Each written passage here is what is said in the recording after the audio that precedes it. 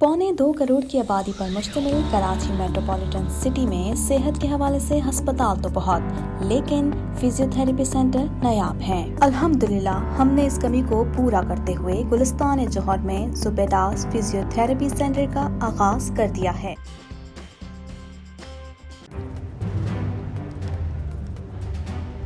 Islamic Finance TV, the only TV channel of the fastest growing Islamic economy in the world and the prime mover of Islamic finance news. Follow us on our social media handles and watch our reports and educational program at www.islamicfinancetv.com. For advertisement, please contact us at islamicfinancetv@gmail.com.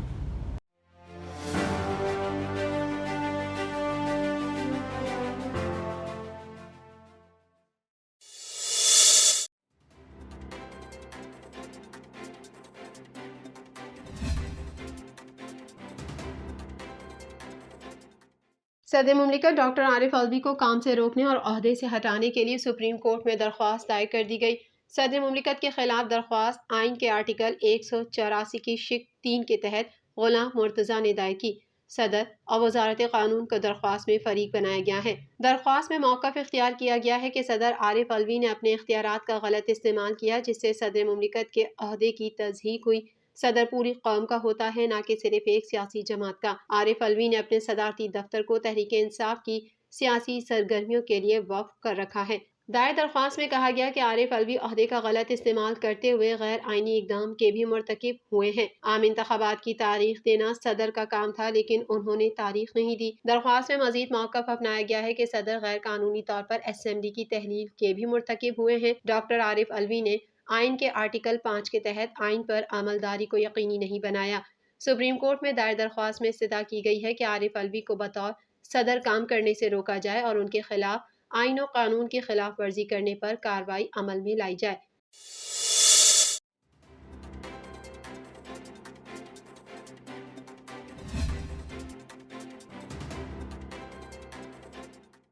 Muslim league नून के कायद मियां नवाज शरीफ ने कहा है कि अगर वजीर आजम जेलों में जाएं और रोज रोज उन्हें बदला जाए तो मुल्क कैसे चलेगा। सियालकोट में ऐवान सनत और तिजारत में सनतकारों से खिताब करते हुए उन्होंने कहा कि हंसता हुआ मुल्क उजाड़ दिया। 5 जजेस ने करोड़ों आवाम के नुमाइंदों को निकाल कर फेंका। हमें तो आप आंखें बंद करके निकालते हो, लेकिन नवाज शरीफ को निकाल कर लाते किसको हो, और ऐसे बंदे को लाते हो जिसे गालियां देने के सिवा कुछ नहीं आता। जब बोलता है गालियां देता है। उनका कहना था कि इमरान खान आया नहीं था, लाया गया था। उसको लाने वाले भी उतने ही जिम्मेदार हैं जितना वो खुद जिम्मेदार है। जहां आए दिन वजीर आजम बदलते हों, झूठे मुकदमे और सजाएं हों, ऐसे में तो घर नहीं चल सकता तो मुल्क कैसे चलेगा। नवाज शरीफ ने कहा कि ये इतना खूबसूरत और कीमती मुल्क था और है कि हम इसे जन्नत बना सकते थे, लेकिन कुल्हाड़ा चलाते वक्त कुछ नहीं देखते। हम इस मुल्क को रिपेयर करेंगे, ऐसे लोगों के हाथ मुल्क नहीं देंगे। हमारे साथ जुल्म हुआ है, जो हुआ सो हुआ, लेकिन पाकिस्तान के मफाद के खिलाफ कोई काम नहीं करेंगे। उन्होंने कहा कि अगर वही काम होता रहता तो आज पाकिस्तान बहुत मजबूत है। हमने खुद मुल्क को पटरी से उतारा, बल्कि पटरी उखाड़ दी। हमारे पास कोई मौका नहीं। हमने अगर सबक ना सीखा तो दास्तान ना रहेगी दास्तानों में। उनका कहना था कि हमने इसलिए कुर्बानी दी। 1990 1997 को छोड़े 2017 में मुल्क खुशहाल था, मगर कुल्हाड़ा चलाते वक्त बगैर किसी वजह से निकाल दिया गया। ये किसको लाए मेरी जगह पर। आरटीएस क्यों बंद हुआ, हमारे डब्बे दूसरों से क्यों बदले। नवाज शरीफ ने मजीद कहा, इतना खूबसूरत मुल्क है कि इसे जन्नत बना रहे थे। लोगों में हुनर है, सियालकोट में इस कदर तरक्की हो सकती है, मुल्क को ये शहर सपोर्ट कर सकता है।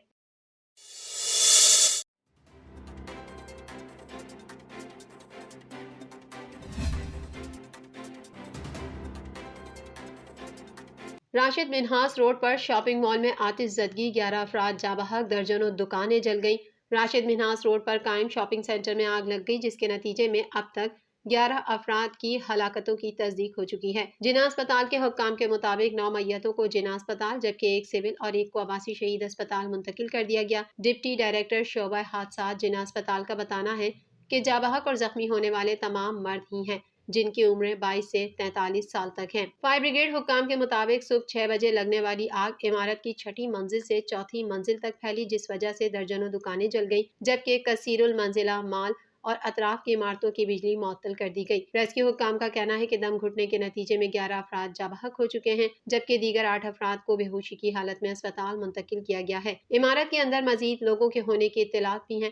فائر بریگیڈ حکام کے مطابق 12 گاڑیاں، 2 اسنارکل اور تقریباً 50 فائر فائٹر کی مدد سے آگ بجھانے میں مصروف تھے، جبکہ اب آگ پر قابو پا لیا گیا ہے، لیکن ریسکیو آپریشن تاحال جاری ہے۔ حکام کا کہنا ہے کہ عمارت میں دھواں بھرنے کے باعث آگ بجھانے میں دشواری کا سامنا کرنا پڑا۔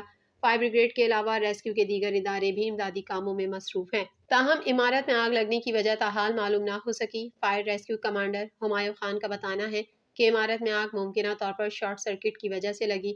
شاپنگ سینٹر میں آگ بجھانے کا نظام موجود نہیں تھا۔ سینٹرلی ایئر کنڈیشنڈ ہونے کے باعث ہوا کے اخراج کا راستہ نہ تھا۔ فائر ریسکیو کمانڈر کا بتانا ہے کہ شاپنگ سینٹر میں کال سینٹر 24 گھنٹے کام کرتے ہیں۔ 50 افراد کو ریسکیو کرنے میں کامیاب ہو گئے ہیں۔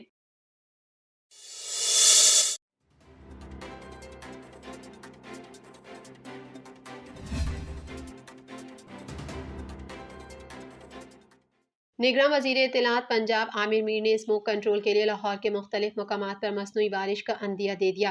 ایک بیان میں عامر میر نے کہا، لاہور میں مخصوص مقامات پر مصنوعی بارش کے لیے کلاؤڈ سیڈنگ کی تیاری کی جا رہی ہے۔ مصنوعی بارش کے لیے استعمال کی جانے والی ٹیکنالوجی نسبتاً کم خرچ ہے۔ انہوں نے کہا کہ کلاؤڈ سیڈنگ کے لیے آسمان پر بادلوں کی موجودگی ضروری ہے اور بادلوں سے مشروط ہونے کی وجہ سے کلاؤڈ سیڈنگ کے لیے کسی حتمی تاریخ کا تعین ممکن نہیں۔ نگراں وزیر کا کہنا تھا کہ کلاؤڈ سیڈنگ میں مصنوعی بارش کے لیے بادلوں پر مخصوص سالٹ چھڑکا جاتا ہے۔ چھڑکاؤ کے لیے جس جہاز کا استعمال کیا جانا ہے اسے آپریٹ کرنے کی تیاری کی جا رہی ہے۔ مصنوعی بارش یا کلاؤڈ سیڈنگ جہاز کی بحالی کے بعد ہی ممکن ہوگی۔